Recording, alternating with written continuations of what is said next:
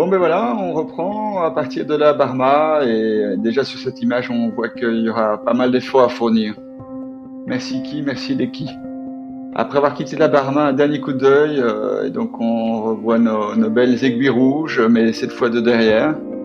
Alors assez vite on approche la Rosa Blanche avec le glacier de Murti qui a bien été utilisé par les personnes ne concourant pas.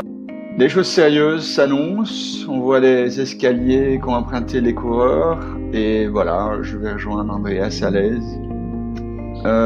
Oui, donc bonne concentration avant un effort clair et disproportionné à fournir.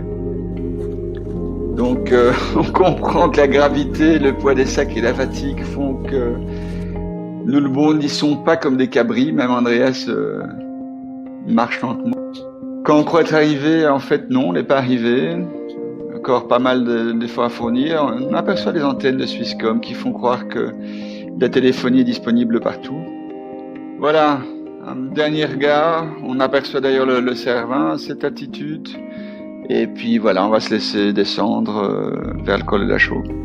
Mais on va d'abord passer par le relais, en profitant du super paysage. Superbe. Donc on voit entre autres le Bec des Roses qui est une montagne assez connue à cause du freeride de Verbier. D'autres préfèrent des sports plus typiques comme la pétanque en neige avec des boules blanches. Franchement, faut pas exagérer.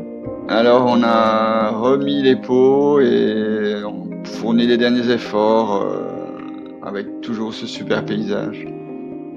Là, le col de la Chaux, c'est-à-dire la dernière montée avant la descente sur Verbier, c'est pas une légende. Andreas passera en pot direct. Moi, je préfère encore faire un dernier portage. Voilà, on attendait cette brique, cette pierre, avec Verbier écrit en bleu, donc qui signale notre arrivée. Et donc, comme toujours, après l'effort, le réconfort, Victoria est venue nous accueillir avec quelques rations. Et tout de bon.